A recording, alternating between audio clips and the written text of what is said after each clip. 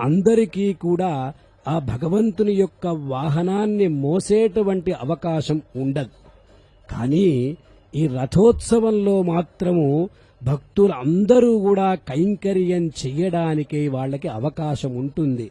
కనుక శృంగార పల్యంకికా వాహనంబు అని కొన్ని ఆలయాలలో అక్కడ పరిమితంగా ఉంటుంది. రథం అటువంటిది కాదు. భగవంతుడు ప్రతినిత్యం కూడా వివిధ వాహనాలలో ఊరేగుతూ భక్తులందరినీ కూడా అనుగ్రహిస్తున్నాడు.